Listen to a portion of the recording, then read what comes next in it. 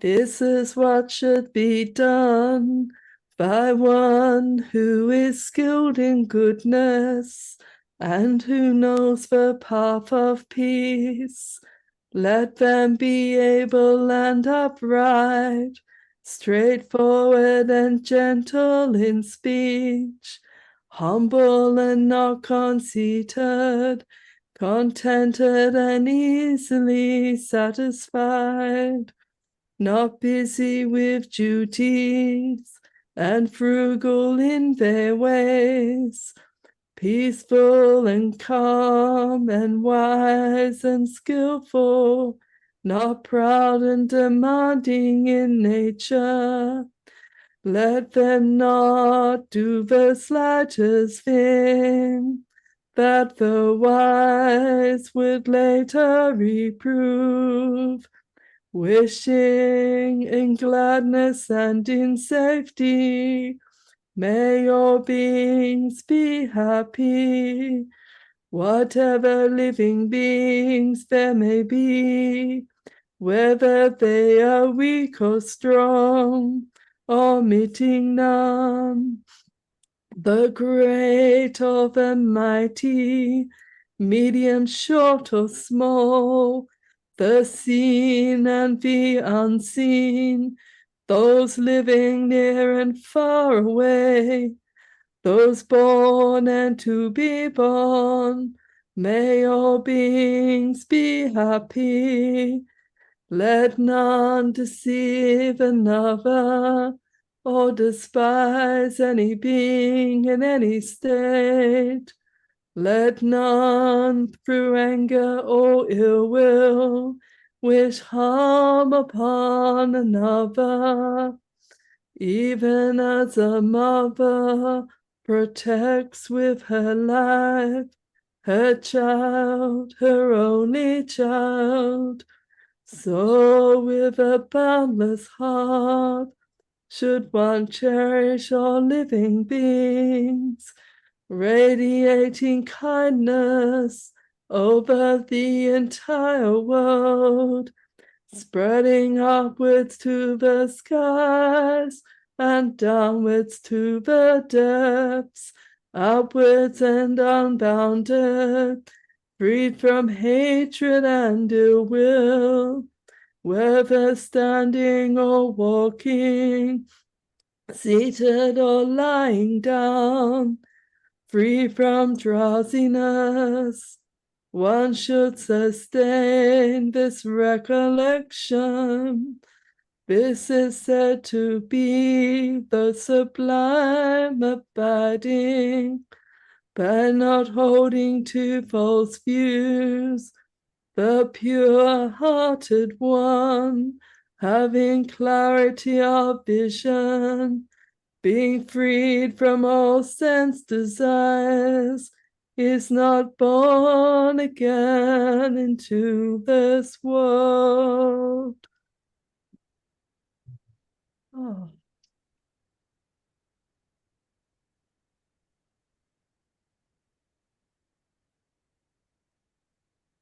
I wasn't quite sure what I was going to talk about tonight. So I took some advice from my AI overlords.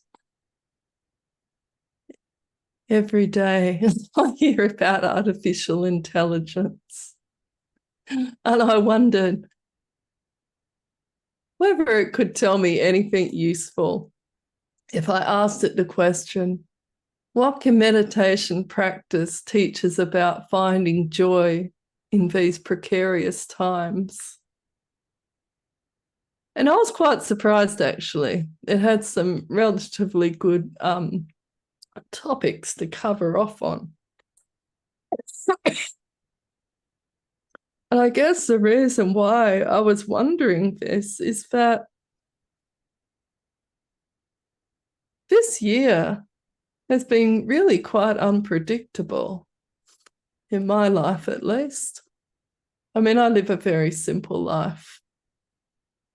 But this year I decided to throw caution to the wind and take on a new job,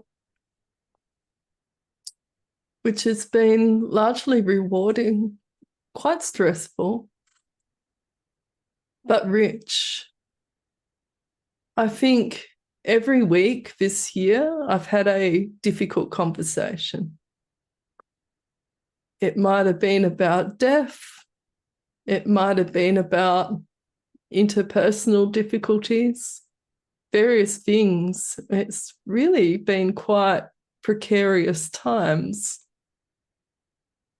So some of the things that my little AI friend threw up was, and this is what you'd expect, I guess, cultivating mindfulness. Meditation practice teaches us to be fully present in the moment, helping us find joy even in uncertain times. So that's quite the claim, really. And so I thought about this for a while. And I was reminded of some things that Ajahn Brahmali taught us. It was when Ajahn Brahmali and Bhante Sujato came across to Perth last year or the year before, and they ran their excellent Sutta workshops. And I always remember this question: is it more important to live ethically or meditate? And I remember Ajahn saying that nowhere in the suttas does it tell you that you should be sitting down and meditating every day. That sitting down and meditating every day is the path to happiness. So if I ask the question, is it more important to live an ethical life or to meditate?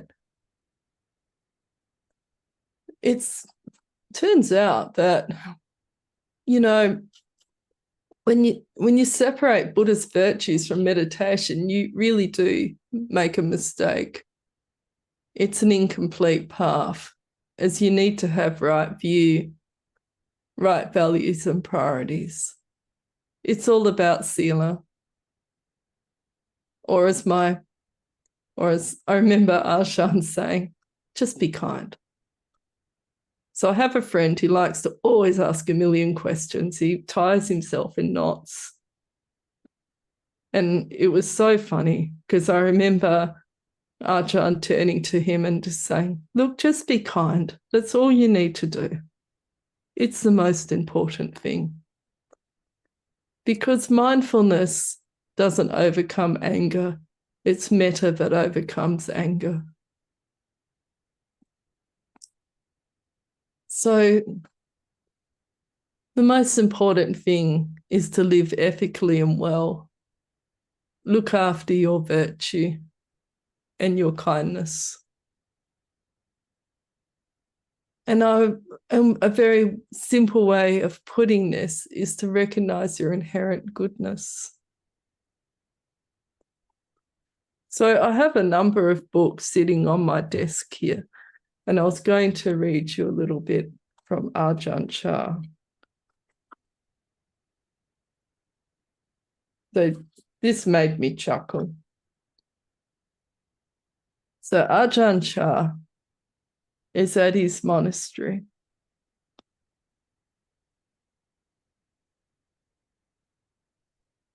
And there was a time in his training, after he'd been practicing for about 5 years, when he felt that living with others was a hindrance.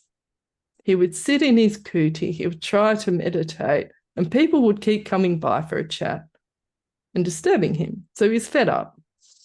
So he went to live in a small deserted monastery in the forest near a little village. And he stayed there alone, speaking to no one, because there was no one to speak to.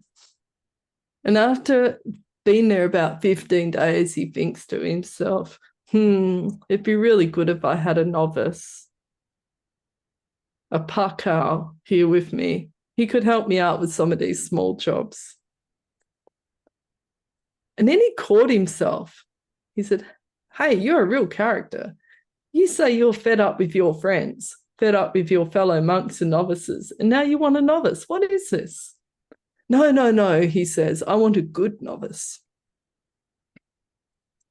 Well, where are all the good people? Can you find one?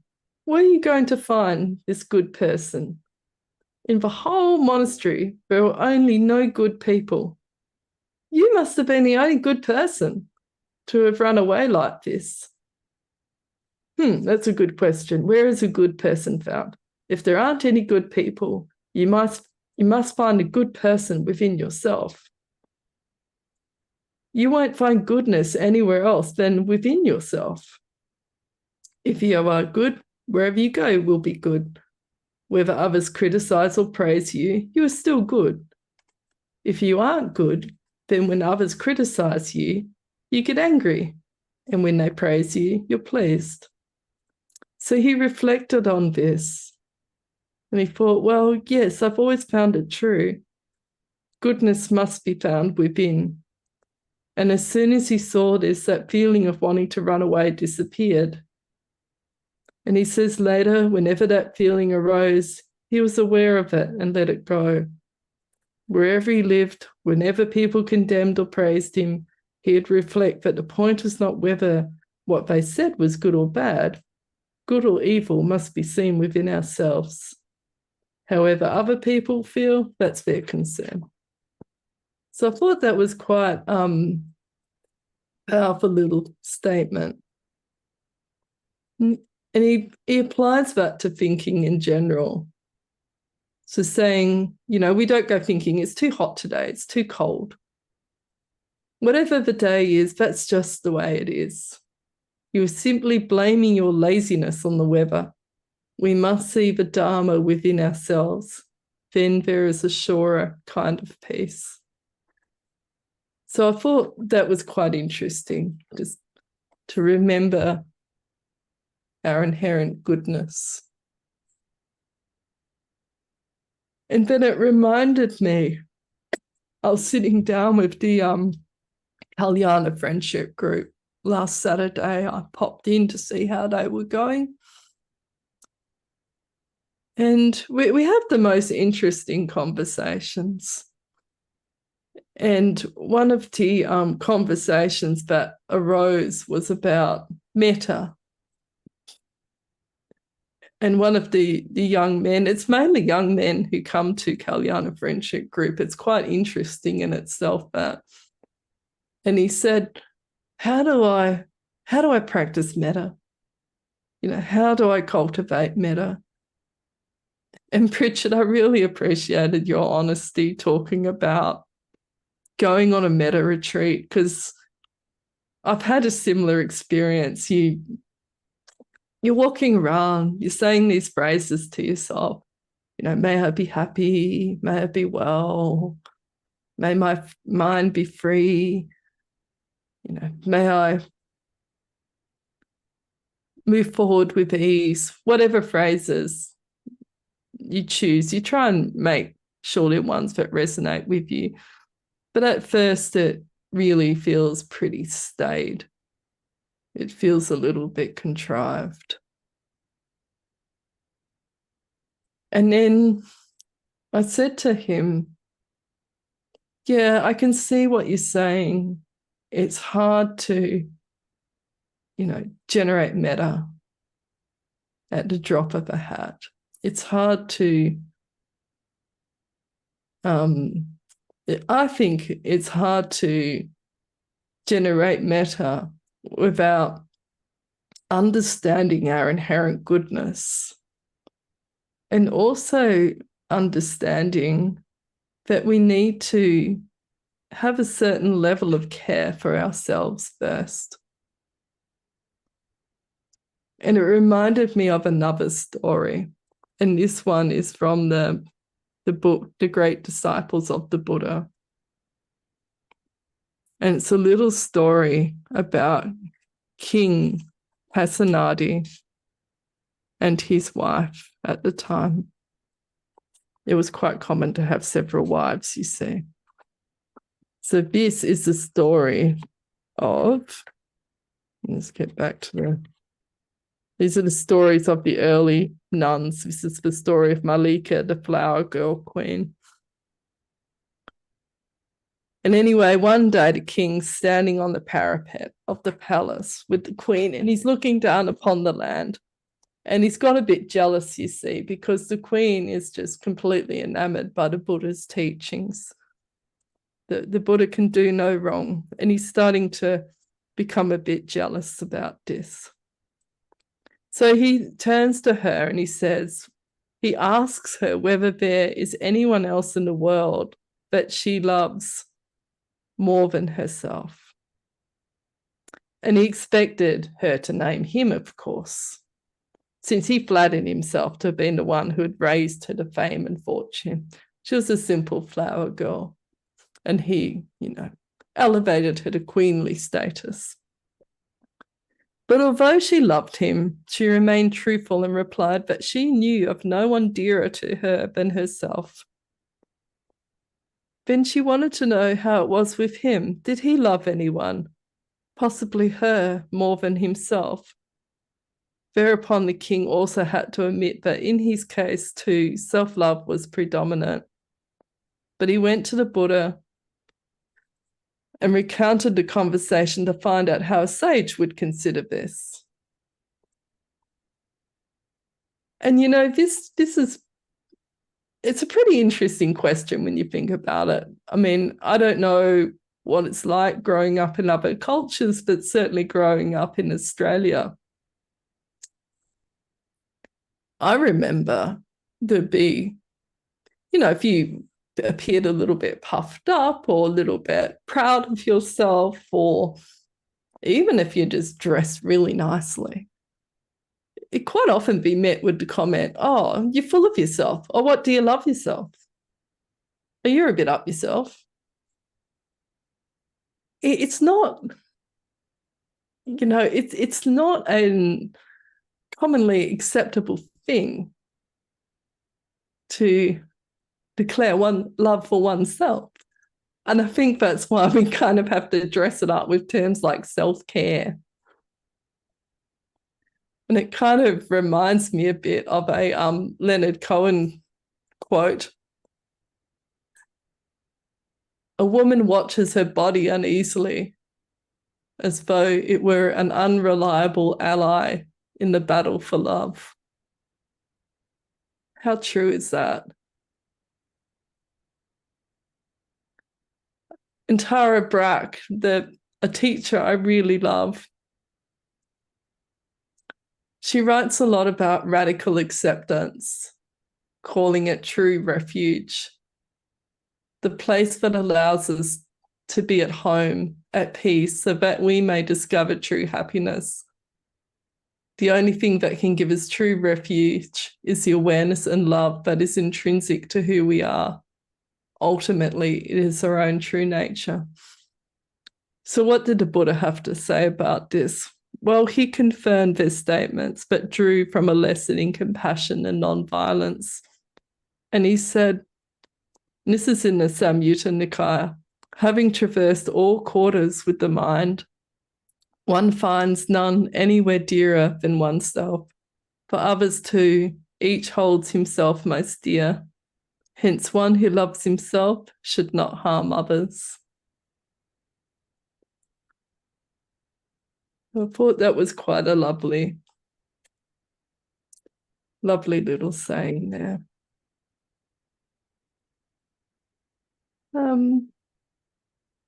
Okay. And continuing on the theme of metta,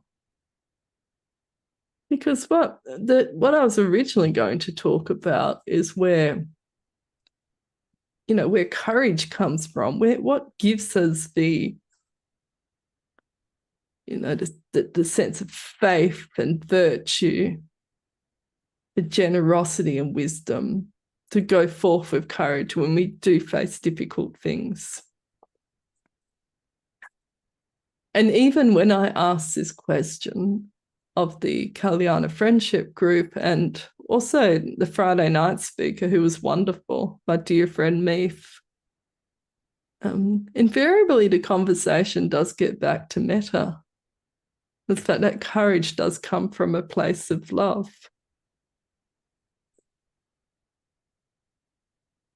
So the other thing I wanted to say,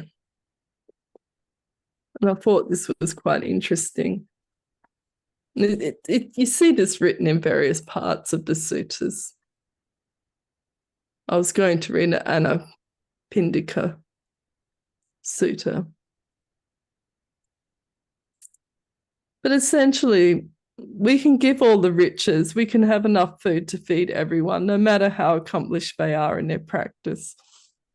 We can have enough food to feed everyone. We can build monasteries, we can support a sangha. But what would be even more fruitful is if we develop a mind of loving kindness, even for the time it takes to pull a cow's udder. And what would be even more fruitful still is if one would develop the perception of impermanence just for the time it takes to snap one's fingers.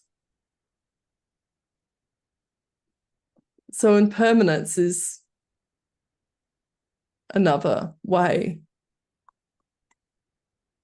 another thing meditation practice can teach us about finding joy. We know these things will pass. We let go of attachment. And for my last little reading, before we get into the meditation, I want to read from Adyashanti. I thought this was quite apt since it is winter.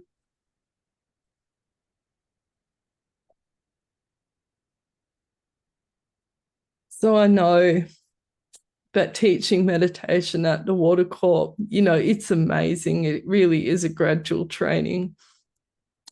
And I think more and more this year, I've learned to understand how the meditation practice can become a refuge. I can have the crappiest morning, be online all morning, difficult conversations. And what I'm finding nowadays is that when I sit down and I lead a meditation, my mind wants to go there. It knows that this is its place of refuge. So I wanted to read this section from Adyashanti, the Radiant Core.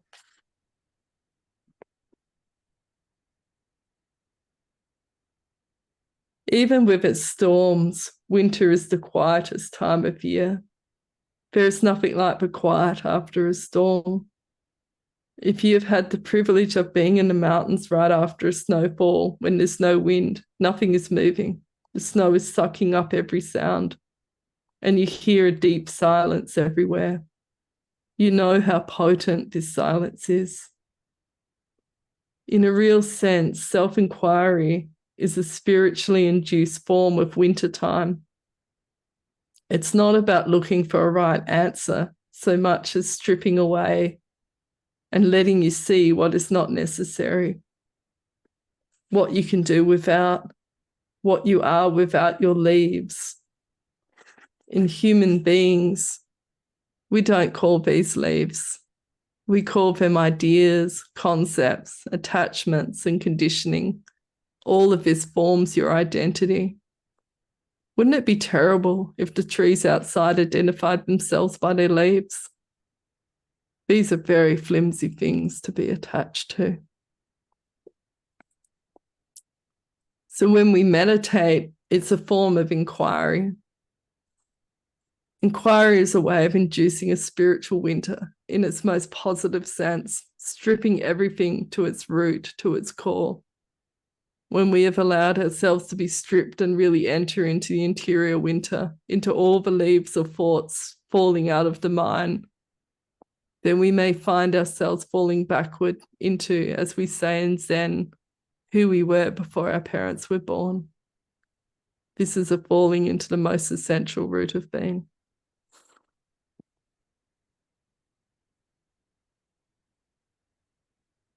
And when you reach that core that comes after allowing everything to drop, you are naturally cracked open. There's a spiritual heart in that core. You uncover not only the emptiness of the radiant mind, but the radiance and warmth of the spiritual heart as well.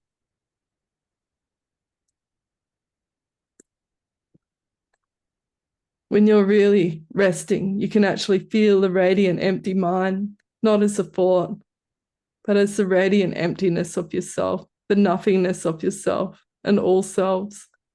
You also experience the radiant heart fullness and realize that the emptiness isn't just a bland emptiness, it is a heart that is full. When the emptiness awakens, you know that there is also the compassionate heart. The warmth of your own spiritual heart comes alive. So I think on that note, what I'd like to do now is lead you in a meditation. There might be a bit of silence in this meditation as I'm starting to lose my voice.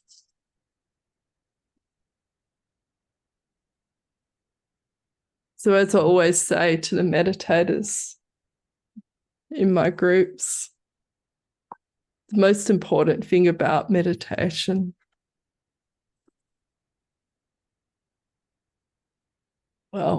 sampajanya always comes before the satipatthanas. It's about having that clear awareness. So what I'd ask you to do is make yourself comfortable.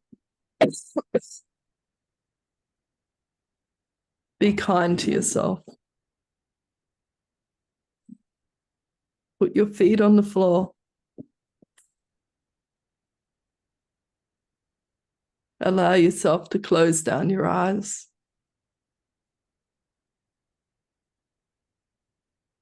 And just feel into the space around you.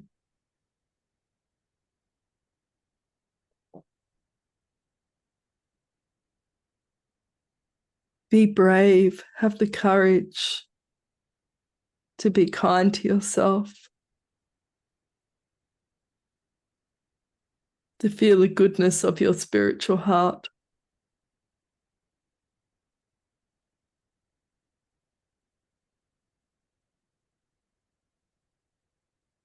Feel the body sitting.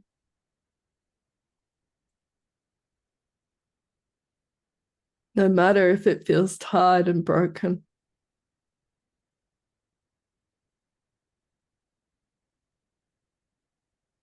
Or maybe you're in a part of the world where it's morning. You might feel a slight agitation, a sense of busyness. But whatever feeling that arises,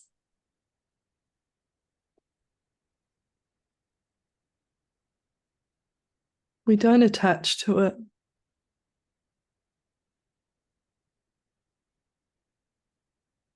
We observe.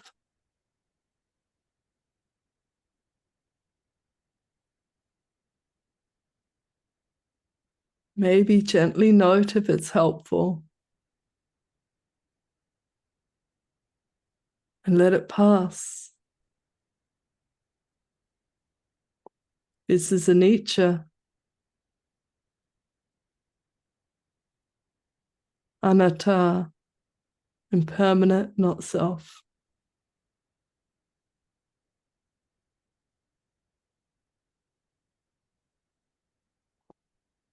And gradually, we start to become aware of the breath.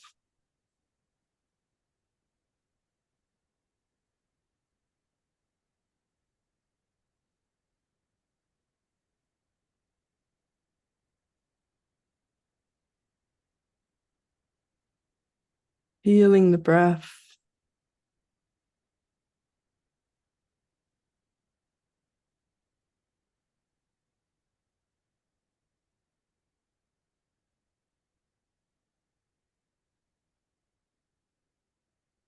Becoming aware of the space around us, the space within us.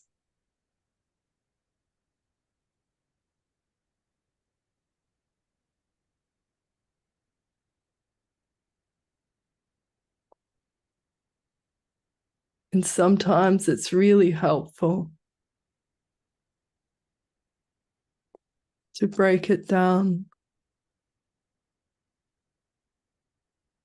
You know, we don't have to be too sanctimonious about these things.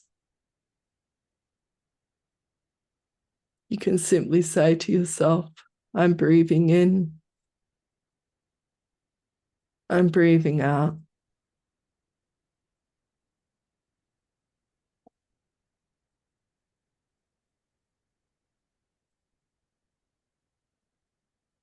Breathing in, I know I'm breathing in.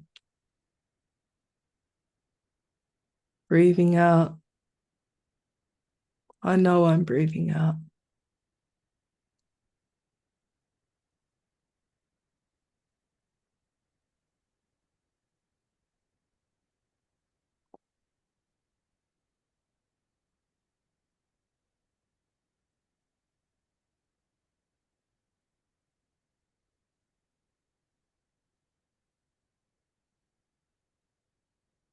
I always like to just do a little bit of a body scan. So we approach our meditation, our mindfulness practice by developing mindfulness of the body to start with.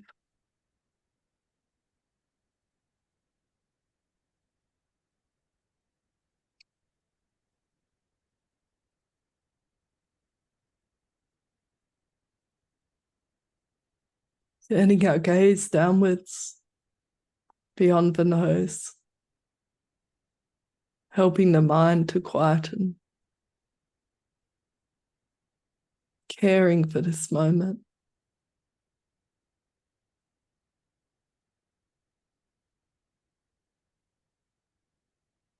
Feel the feet on the ground, the connection with the earth.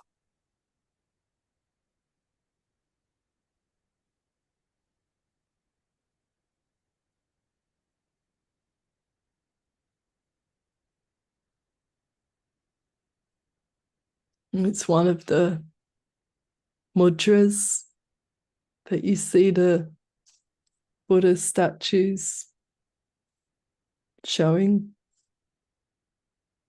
where the Buddha placed one hand on the earth. The earth is my witness.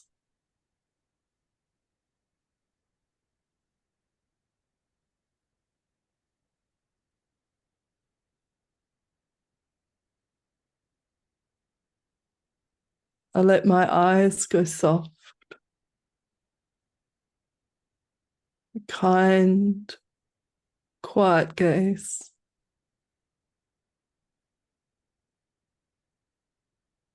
Gazing upon the beauty of the earth. Maybe even smiling.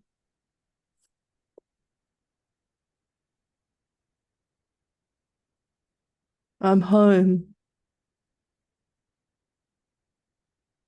I'm whole. I am loved.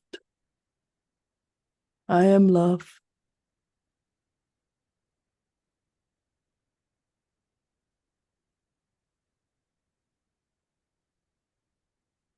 Letting my shoulders relax. Maybe even giving them a wobble. The arms, upper arms, lower arms, hands. It's time to relax. Time to retreat into the heart space. Take refuge.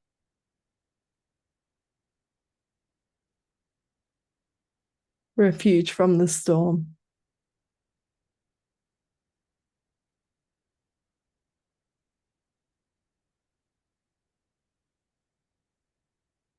Feeling into the heart space.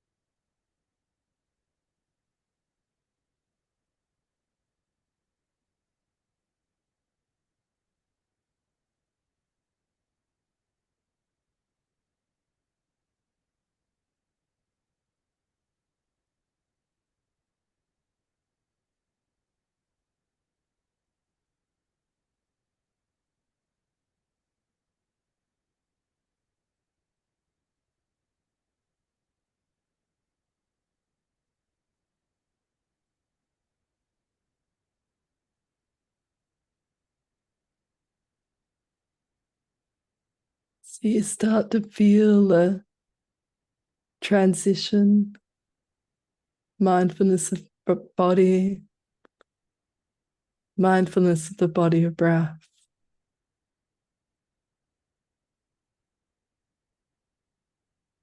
Vedana, mindfulness of feelings, the feeling tones,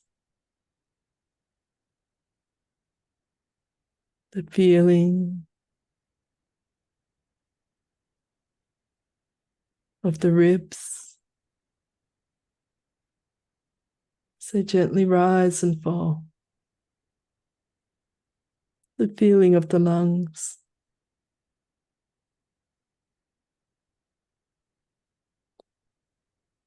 Be gentle, be kind.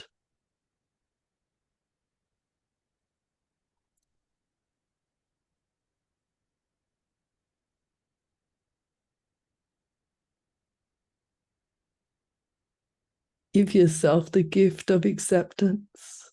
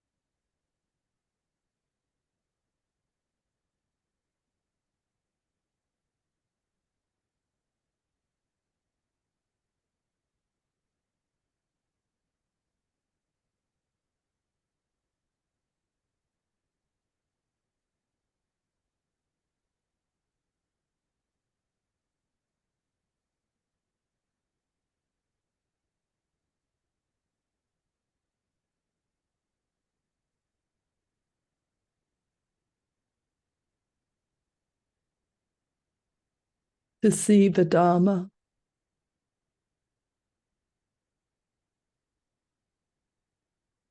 to see the truth of this moment-to-moment existence, resting in the heart space.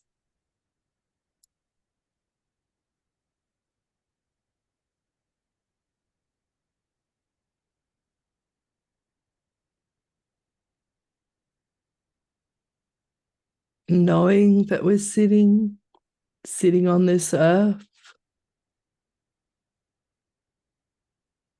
Feel the way the earth holds the body.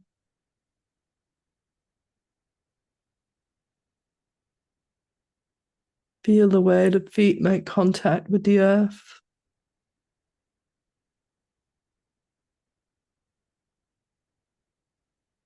Feel the contact of the bottom with the chair.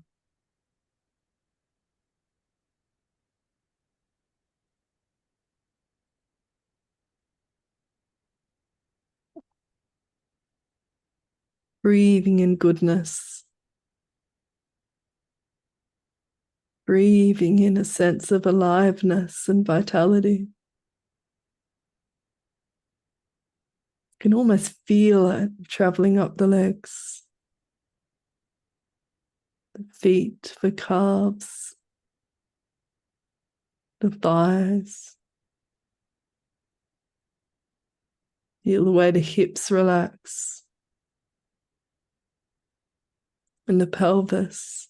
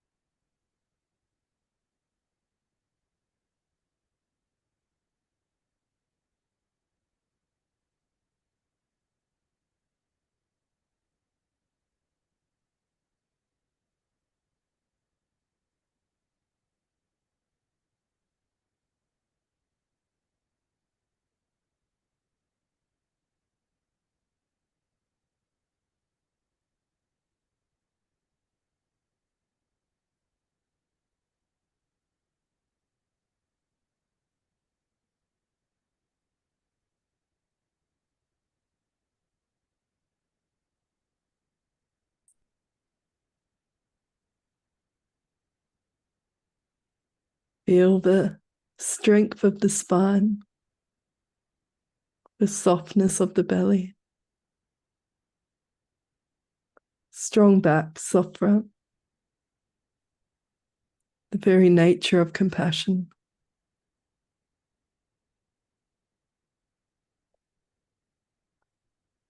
Bringing that sense of aliveness into the heart space.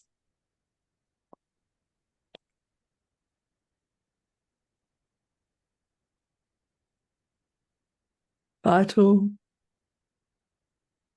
yet soft. Breathing in awareness.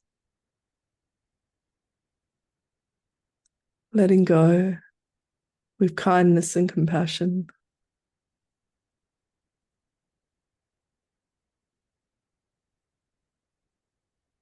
Letting go into peace.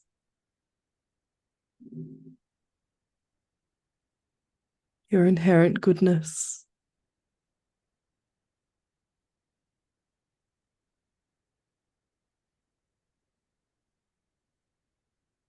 Looking deep into the heart mind.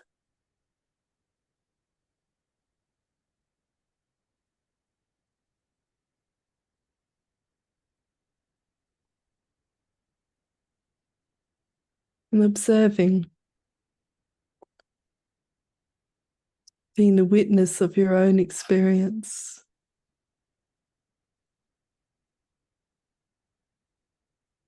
This calm, peaceful, boundless presence.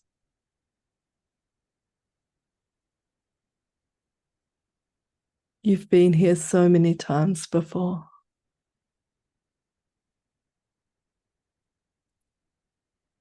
You know it's where your true nature lies.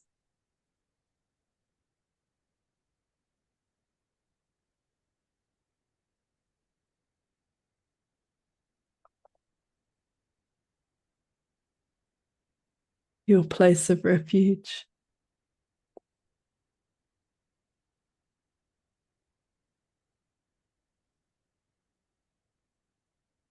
Mindfulness of mind.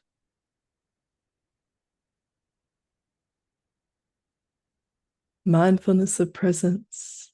Spacious awareness.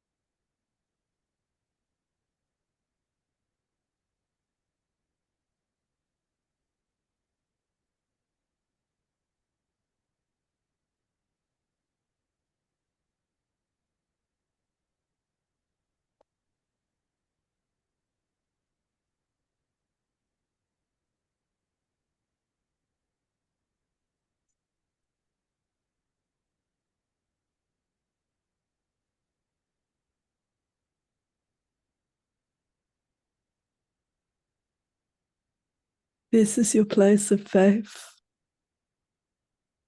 confidence, courage.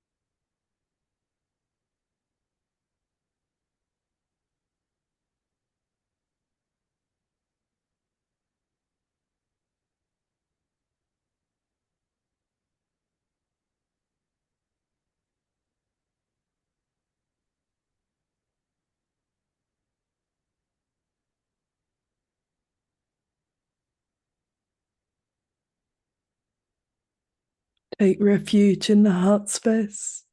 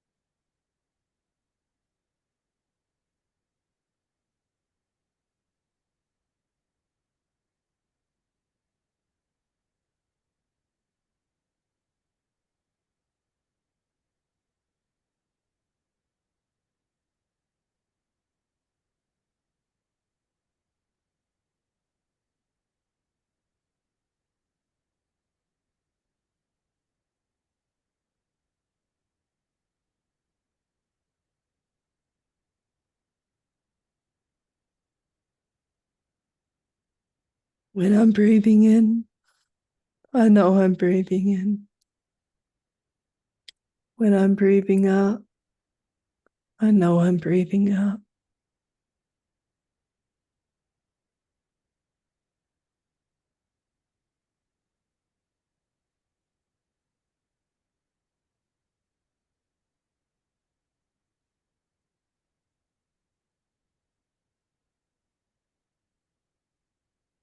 When I'm sitting, I know I'm sitting.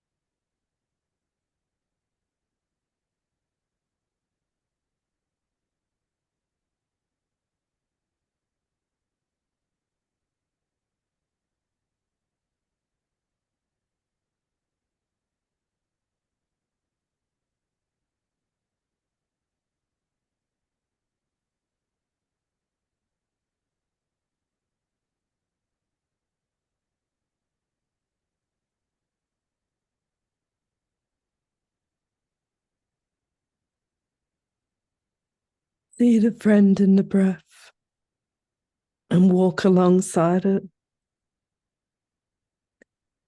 Go on a journey of peace, a journey of meaning, a journey that is truly profound.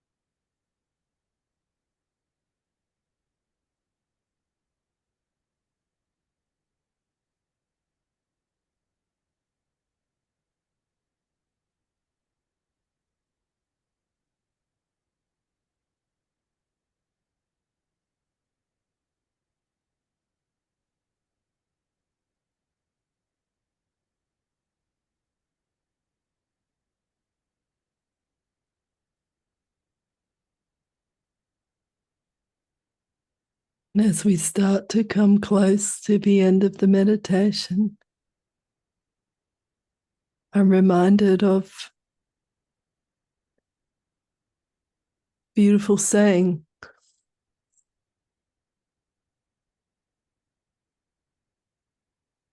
Love tells me I'm everything. Wisdom tells me I'm nothing.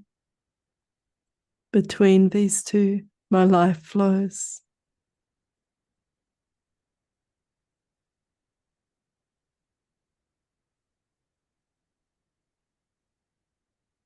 Love tells me I'm everything. Wisdom tells me I'm nothing. Between these two, my life flows.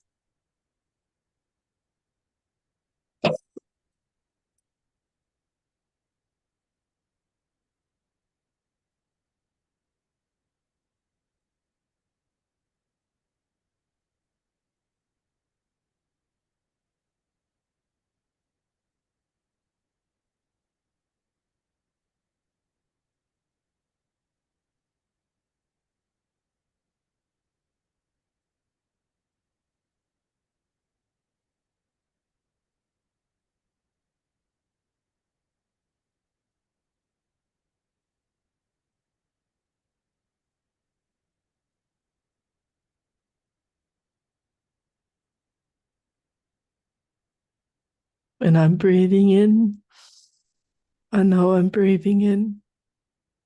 When I'm breathing out, I know I'm breathing out.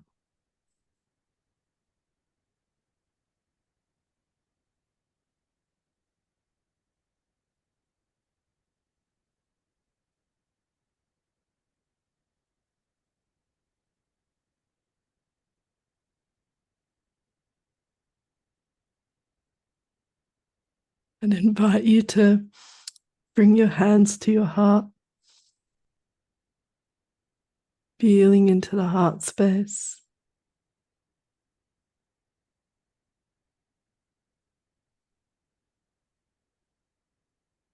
Open, spacious awareness.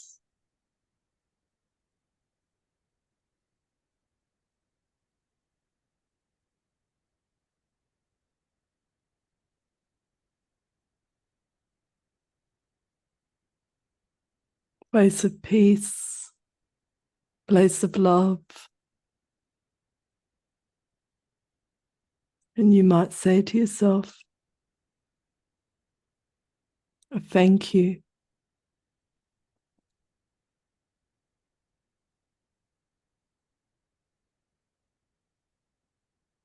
A thank you for remembering, for reconnecting.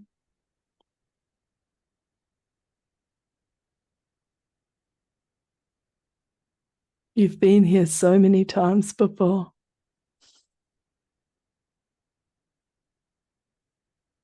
And if it feels right to do so, you might say to yourself, may I be happy and at peace. May my mind be calm May I be kind and gentle.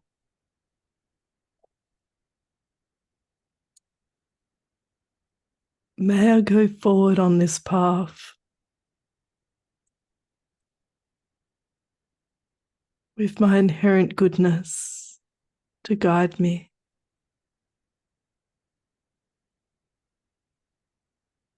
May I go forward with ease. That if it feels right to do so, you might bring someone to mind who's in need of a bit of care and kindness right now, a bit of compassion, and wish for them to know the fruits of peace, to know kindness and gentleness, to be loved and to love, to move forward along this path with ease, with goodness. And just letting those good merits flow out around you. All the people on this call, all the people in your house, your community, as far as you can imagine, sending out your metta, your kindness, your compassion, your mudita, appreciative joy, wishing contentment and peace, equanimity. And when you're ready, you can open your eyes, turn to the people next to you and say, thank you. Thank you for meditating together today or tonight.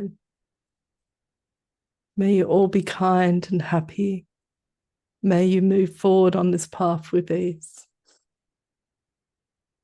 Thank you.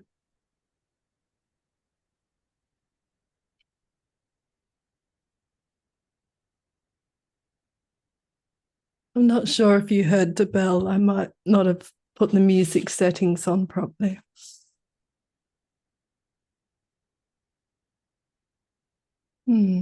But thank you.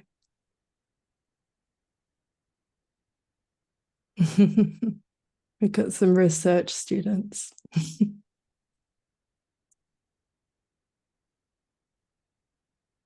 It's always hard to ask questions when you come out of meditation. The mind becomes so still. I know my body feels a lot calmer now.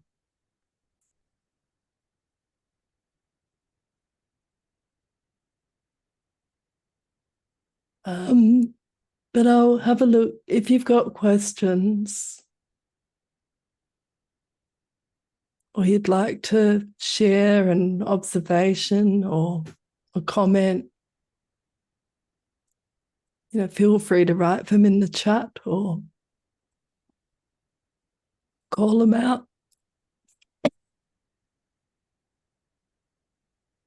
I'll just start. Hi, Sandra. Thank you for running this Buddhist session. I'd love to know about your research work. If you could see my desk, my research work consists of pulling all my Dharma books off the bookshelf and putting sticky notes on them to find the nice things to read out to you. And I guess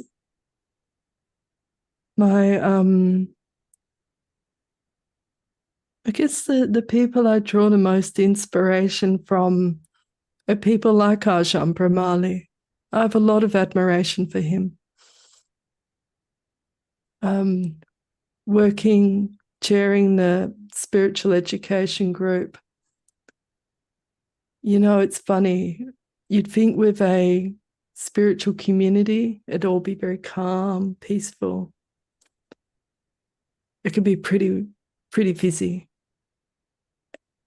And I have seen him calm people down in the most beautiful way. And I've learnt so much from him. but I've, taken into my workplace actually. But yeah, a lot of those, my little notebook here of research is, a lot of it's from Ajahn Brahmali, Ajahn Sujato. But in my house, between my husband and I, we have so many books. We like to delve across a variety of things. Queen Malika.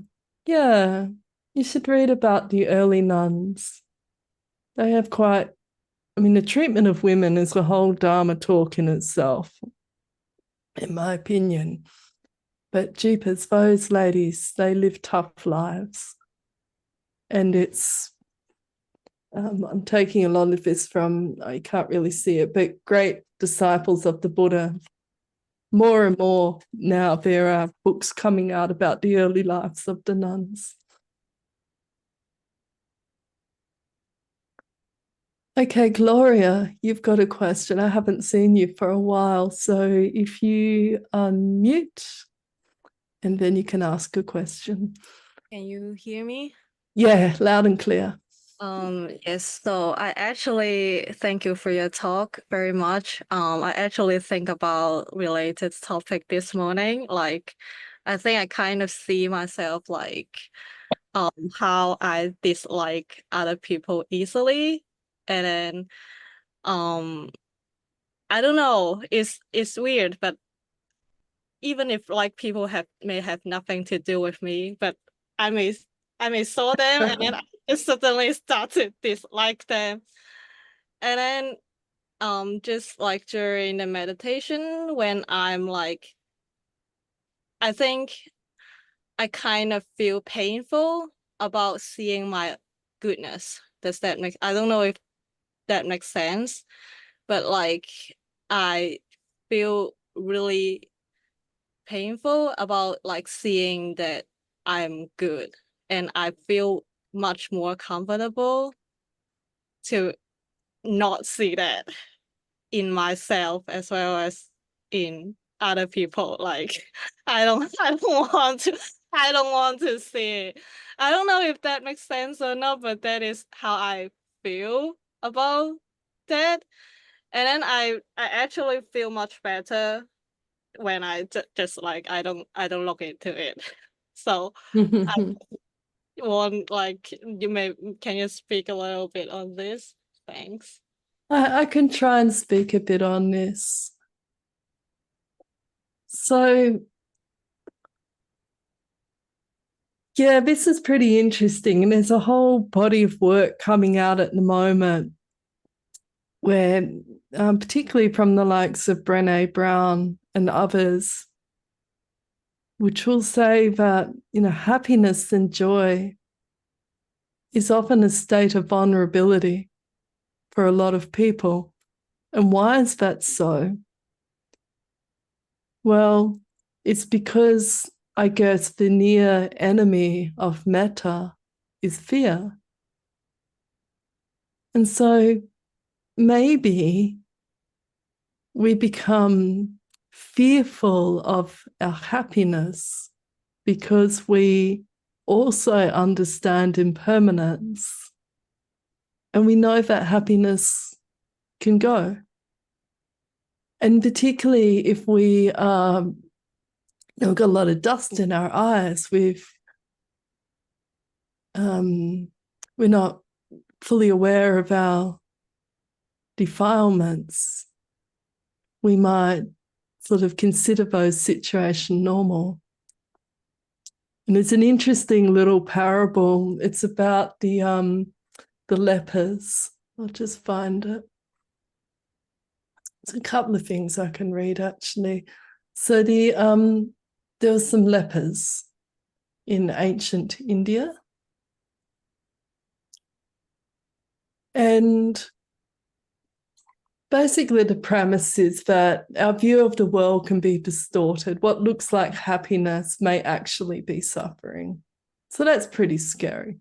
So the parables are, there was a group of lepers, and I've seen people with leprosy. It looks pretty awful.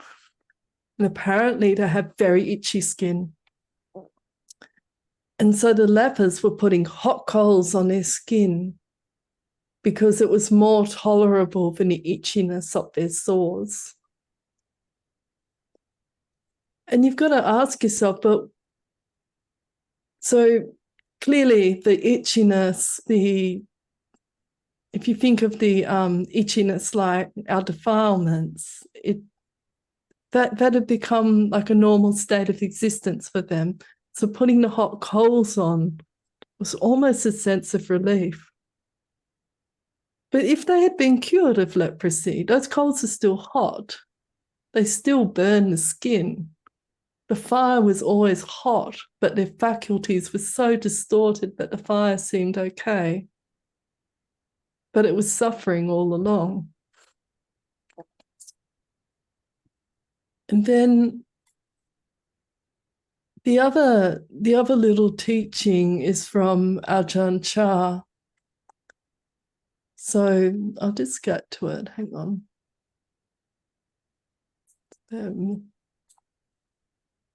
The reason a thought, and he says, look, the reason a thought arises is because deep down you intended that to arise. There's an underlying defilement there. There's a bit of dust in your eyes, a level of conditioning or hindrance. And, you know, if you harbor those harmful seeds in your heart, they'll eventually sprout. So we need to pull them out by the roots. So to overcome the thoughts, you uproot just the seeds. Sort of speaking in riddles. The other lesson is around, and I remember it was one of the teachers from Perth Insight Meditation Group who talked about this as well, and I can't remember her name, but she was talking about what you choose to feed. So Ajahn Chah's got a nice little story. You may think that practicing like this, like where you're noticing the greed, you're noticing the hatred, you're noticing the delusion. You can be all a little bit good Buddhist. You might think it's like hounding yourself. But it's not. It's hounding the defilements and the craving. And that's a pretty hard truth, right? That we are far more comfortable going on this neural pathway of negativity than we are looking at the positive.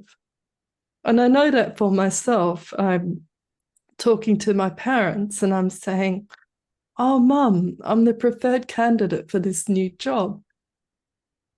But do you have it? And I said, yes, I'm the preferred candidate. I've got this new job. But you might not have it. They've told you you're the preferred candidate before and you didn't get the job.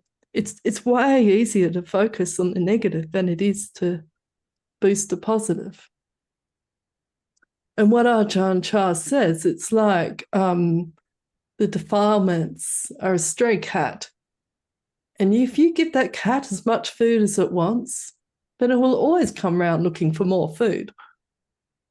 But if you stop feeding it, after a few days, it's not going to come back. So rather than being afraid of the defilements, make them afraid of you. And you do that by seeing the Dharma in your mind. So the Dharma arises by knowing and understanding this, knowing their nature. So you've got a choice here.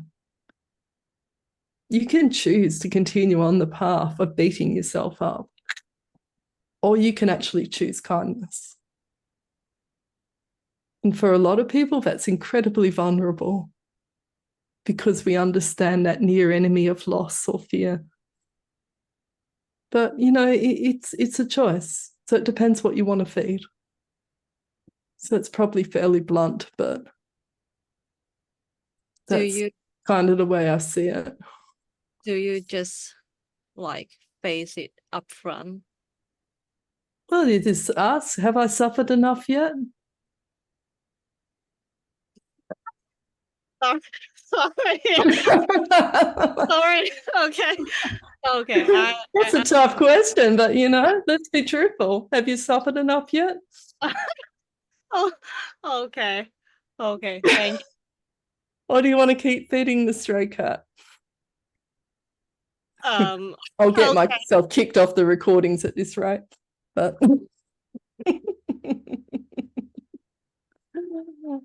all right. Nikki from the UK. Hiya, Sandra. Hi, I can't stay on long. I got to nip to the hospital soon. I just wanted to. That was great what you were talking about, and it was great what you said to Gloria. That made me laugh at the end. I've wrote that down. It's almost like giving yourself permission to not have to do that anymore. I like that. That's good. And I was when I got diagnosed with cancer, my therapist, her reaction to that was, oh, that's not fair. There was this massive reaction of, oh, it's not fair. Now that I thought, well, that's weird. I thought, why is she saying that?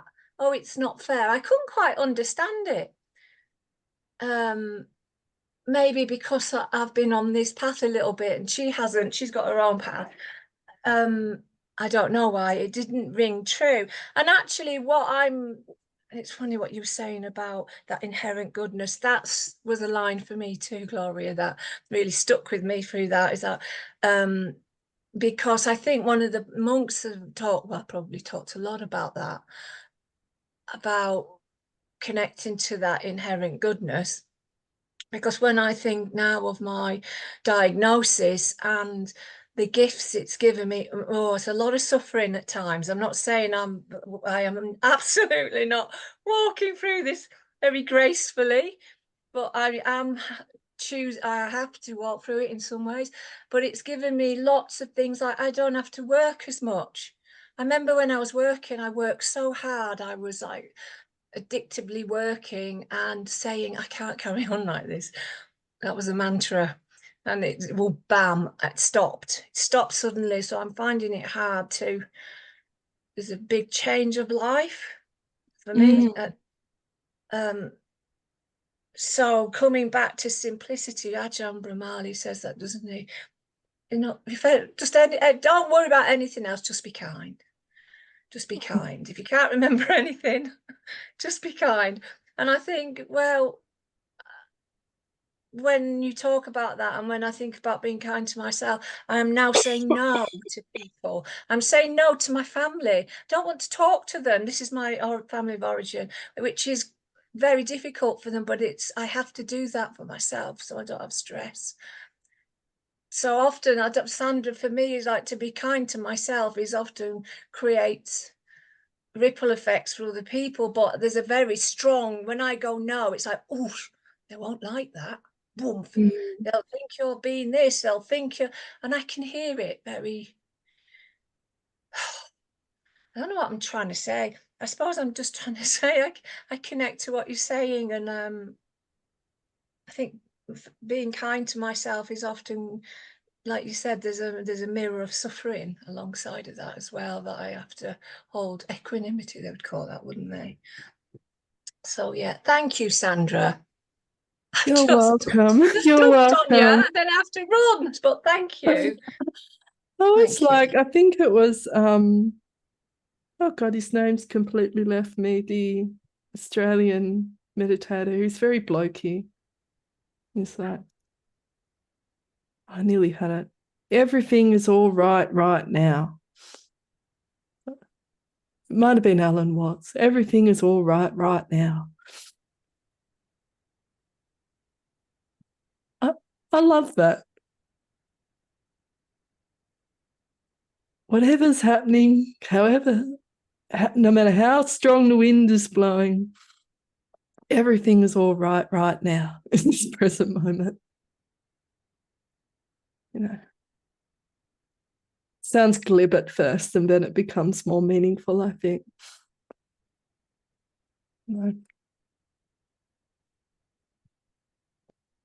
I can't imagine what your experience must be like. But I know that's something that's helped me over the years.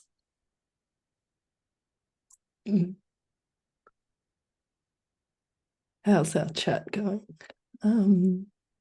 It's okay to love ourselves.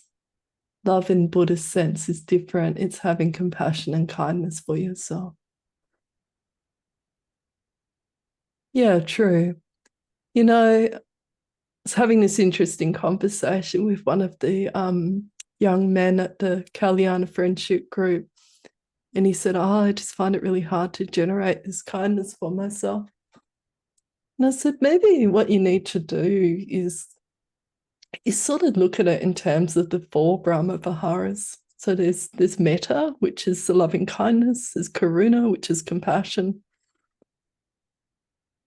Then there's mudita, the appreciative joy, and equanimity, which I think Ajahn Brahm describes as contentment more and more nowadays. The compassion's a little interesting. People get mixed up between empathy and sympathy. But I think what I've found over the years is mudita is the very valuable thing. That's appreciative joy.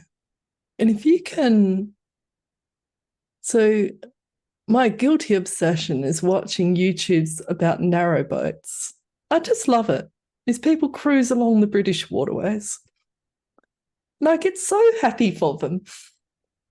And, you know, once you kind of develop that skill, because it is a skill of being happy for someone else, feeling that joy in your heart, it sort of becomes a little bit easier to give that same joy to yourself. So that's something that I've just been working on over the years. And then I realized, well, once I actually let go of this stuff, let go of the judgment, it creates the space for that joy to emerge. So maybe it's about using the Brahma Viharas as four, different tools to help cultivate that loving kindness, because when you see it written in the suttas, it's metta bhavana, and bhavana means to cultivate. So you're cultivating that green field. I saw somewhere else a root word which refers to cows grazing in a paddock, the contentment of cows grazing in a paddock. So maybe it's the contentment of, I don't know, grazing in metta. I'm not too sure of that one. Oh, Nikki, you used to live on a narrowboat. Cool. All right. Does anyone else have a question?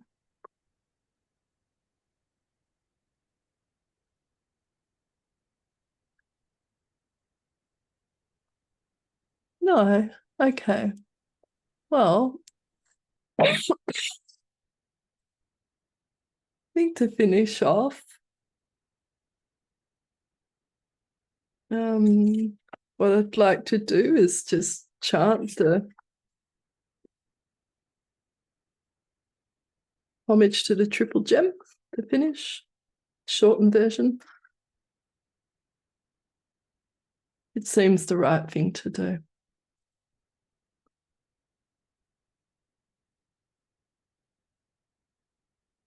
Araham Samma Sambuddho Bhagava Buddham Bhagavantam Abhivademi Svakato Bhagavata Dhammo Dhammam Namasami